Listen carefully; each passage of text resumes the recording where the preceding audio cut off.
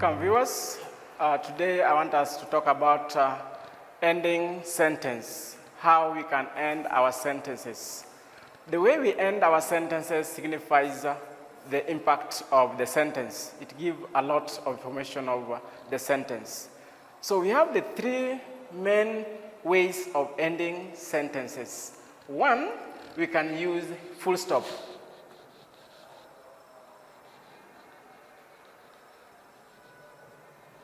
We have the use of full stops.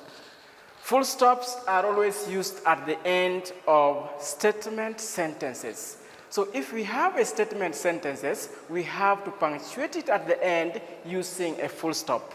That is one use of ending our sentence. Two, we can use the full stop to end command sentences. So we have two uses of full stops at the end of sentences. One, I've said we can use full stop at the end of statement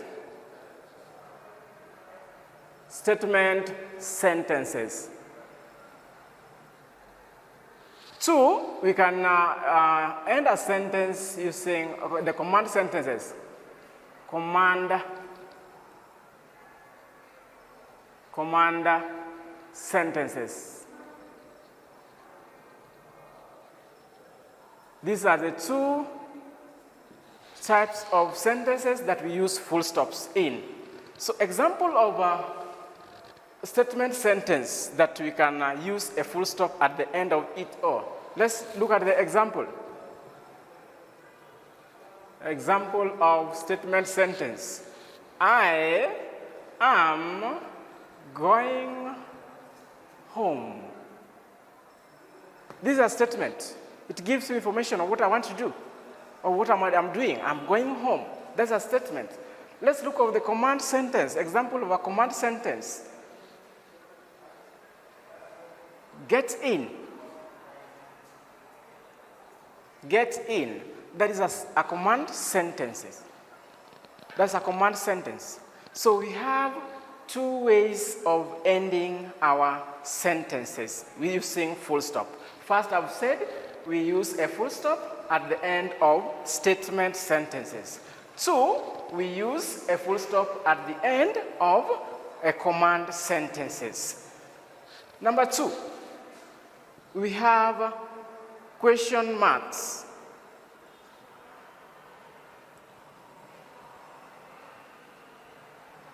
Question mark, and this is the symbol of a question. This is a symbol of a question mark, and this is a symbol of a full stop.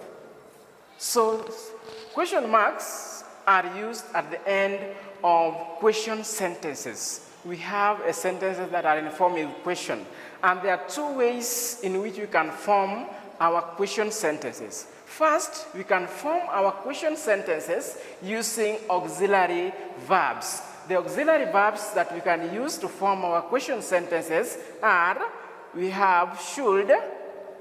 Example of these auxiliary verbs that we can use to form question sentences. One, we have should, we have would, we have do, we have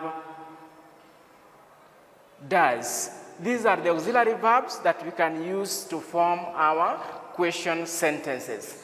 Two, we can have what we call the WH question sentences, the WH words. We have the WH words which you can use to form sentences. These WH words are, let's say we have why, when,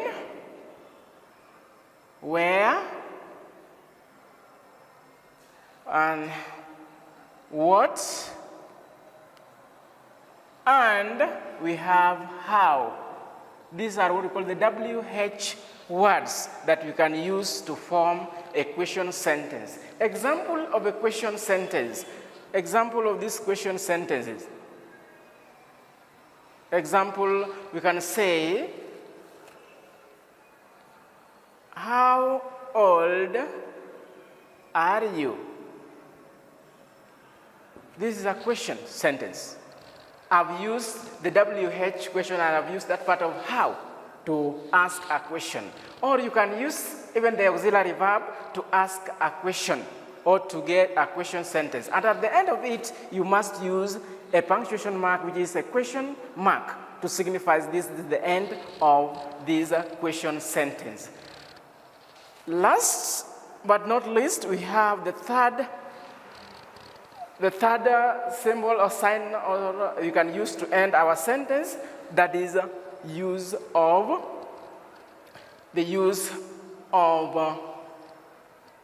exclamation mark. We have exclamation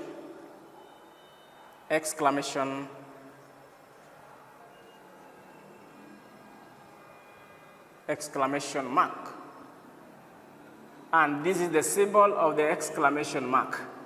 This is the symbol of the exclamation mark. So we can end a sentence using exclamation mark. So for example, exclamation marks always give the feeling. If you have the strong feeling about something, that's the sentence will end with an exclamation mark. Example of an exclamation sentence. Example, you can say, the topic is extremely. The topic is extremely important. The topic is extremely important. So we have the three punctuation marks that we can use to signify the end of our sentences. So sentences can end in these three forms. First, we have said the full stop. Second, we have said the use of question marks. Third, we have said the use of exclamation mark. Next time, I want us to discuss more about types of sentences. Our viewers, you can visit our website for more information, for notes, revision questions, and also the predictions. Otherwise, thank you.